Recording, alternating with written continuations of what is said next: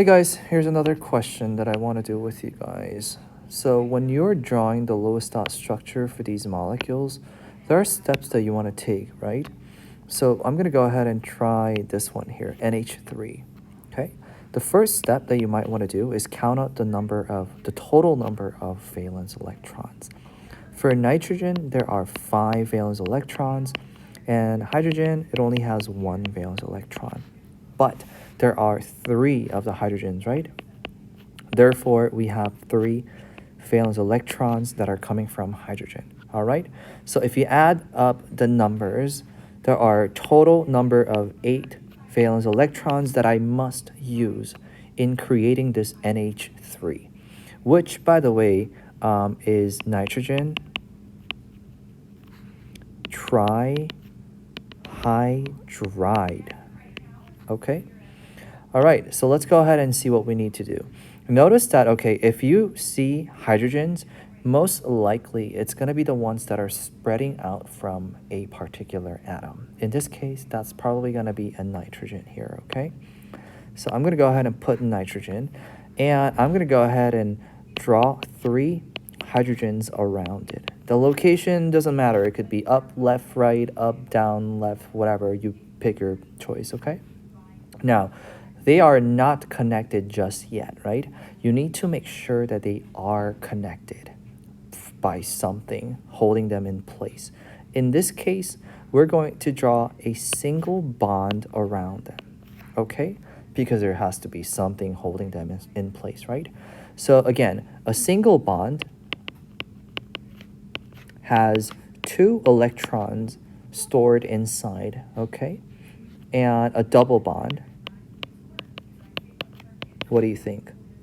Probably going to have 4 electrons in it, right? Because a single has 2. And for triple as well, it's going to have 6 electrons inside. I'm going to go ahead and delete that, erase that, so that you're not confused. Okay? Okay. So with that in mind, going back to this question, so I've used up 2 electrons, 2 electrons, 2 electrons. So that is 6 electrons that I've used. However, I still have 2 electrons remaining. Now, what do I do with these 2 electrons that I have an extra? Well, let's go ahead and make sure that each element has satisfied the octet rule, okay? Now, remember, hydrogen below here, right? Hydrogen is stable with only 2 valence electrons around it. Awesome. So let's see. The hydrogen to the left, okay? I'm going to go ahead and draw like a little box, okay? Okay, inside that box, how many electrons do you see? 2 electrons belong to that hydrogen. Now, the very same 2 electrons also belong to the nitrogen.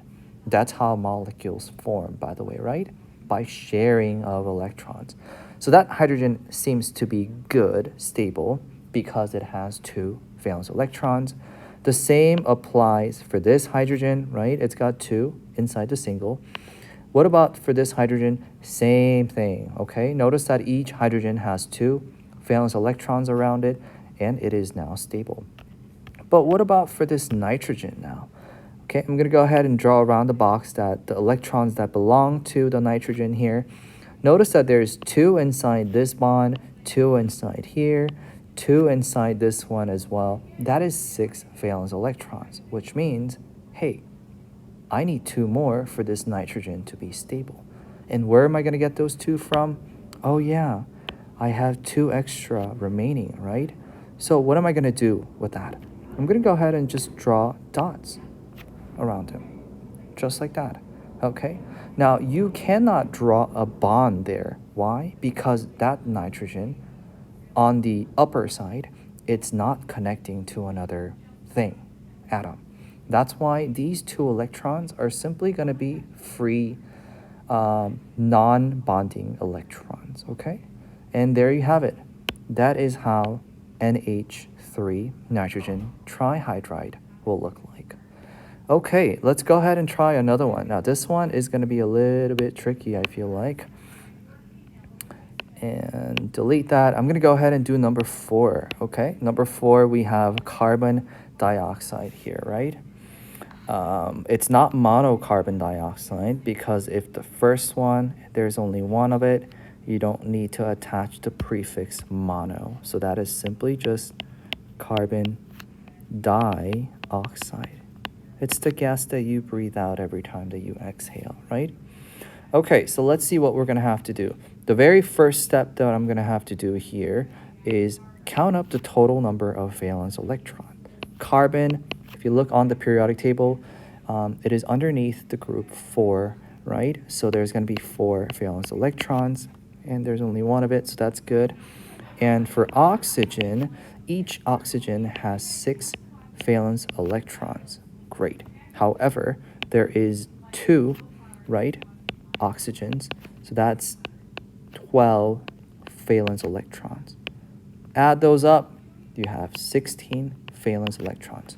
Okay, kind of like when you're cooking, you have your ingredients, right? Now, when I'm trying to make this CO2, I got 16 valence electrons to work with. Yay. Okay, so what do we do? Again, if you see multiple different elements and you go, I wonder which one is the central atom. Most likely, the one with the smallest count. In this case, there's only 1 carbon and 2 oxygens. So my best bet is that, hey, you know what? That carbon is going to be the central, and it's probably going to have oxygen sort of like sticking out from it. Sure, why not? Let's go ahead and give that a try. Okay, again, they're all floating right now. They're not connected by anything, which you will need to connect them by a single bond, okay? I'm going to use a different color now. I'm going to go ahead and draw a single bond. Okay, how many electrons have I just used by creating single bond? Right here, 2 each. So I've used 4 electrons. So that is 12 valence electrons that I have remaining in order to do what? To make each element here be octet satisfied. Great. So what I'm going to do is first, let's see how many they have so far. Using a different color again, I'm going to use red. The left oxygen around it, there's only 2, right, inside that bond. What about carbon? Carbon has 4 electrons around it, not stable yet. And the oxygen to the right has, 2 valence electrons, not stable yet. All right, but it's okay. We have 2 electrons that we can sort of distribute among these 3 atoms and make them all octet. So I'm going to go ahead and start by adding, just throwing 2 here, 2 here. Okay, that's 6 electrons that I've used already. 6, 8, and 10. Oh, I can add 2 more. So that's 12. Right? 0. I've used all the electrons already, but my question now is, are they stable? Do they all have octet of electrons? Let's go ahead and find out, shall we? So with my black here, I'm going to start with the oxygen to the left. I'm going to draw a little box around it to represent how many electrons that this oxygen has. It seems like I got 2, 4, and 6. Uh-oh, that's not good, right? That has not, well, the oxygen here has not satisfied the octet rule. But I've already used all my 12 electrons. What do I do? Here's what you can do. You can actually start moving around these electrons so that you can increase the number of electrons that are shared among them. What does that mean? So here is carbon here, right? Carbon has 2 electrons right there. But is that 2 electrons being shared by any of the 2 oxygens? No, it's not. But what if I were to relocate these 2 electrons right inside the middle between them and go, you know what? I'm going to instead turn those 2 electrons into another single bond just like that. Let's go ahead and give that a try. If you do, what happens to the 2 red non-bonding electrons here? They're going to go away, right? Why? Because they've now turned into a single bond right there to the left. Okay, if I do that, let's see what happens. I'm going to draw the box here again, the left oxygen. Let's go ahead and count up how many electrons we have there, shall we? 2, 4, 6, and 8. Oh, what do you know? That oxygen is now fully octet. That's awesome. So let's go ahead and give another, well, let's see the carbon then. So the left oxygen is all set, ready to go, all stable and happy. This carbon, I'm going to draw a box around it. Let's see. Okay, let's go ahead and start counting up the number of valence electrons there. I got 2 inside this bond, 2 inside this bond, and 2 here. So that gives me 6 valence electrons. Uh-oh, that carbon is not stable because it does not satisfy the octet rule. Shoot, what am I going to do? But I've used up all my electrons. No more ingredients left. Again, the same idea. You move the non-bonding electrons and form it into a bond so that it becomes, well, it's shared among more atoms. So here's what I mean by that. I'm going to take one of the 2 non-bonding electrons that this oxygen to the right has, and same idea. I'm just going to, you know what? Instead of me hogging these 2 electrons, I'm going to be nice. This is oxygen speaking.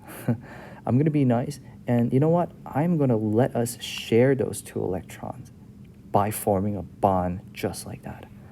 Okay? So that bond has now been formed. And what happens to the old 2? They will now go away. Okay. All right. So let's see. Let's see if everything now has octet now, okay? So far, we haven't really done anything with the left oxygen, so everything is good here. But what about this central carbon? This central carbon, I'm going to put a box around it, okay?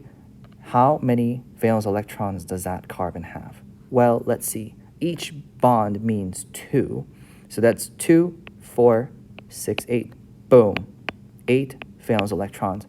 That carbon is now stable, just like the oxygen to the left. Okay, now we need to check the third atom here, which is the oxygen to the right. Going to go ahead and draw a little box around it to see if it satisfies the octet. Let's go ahead and start counting. I got 2, 4, 6, and 8. Boom. 8 valence electrons. So you know what that means?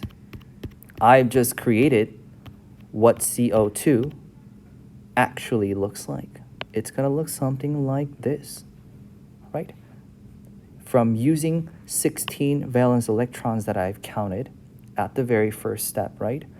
And I've created a molecule that every element now has 8 valence electrons around them. Okay? All right, so one takeaway from this video is that hydrogen is, well, it does not satisfy the octet rule, but instead it should satisfy what is known as duet, right? Duet rule, which means hydrogen should have 2 valence electrons in order to be stable. Okay,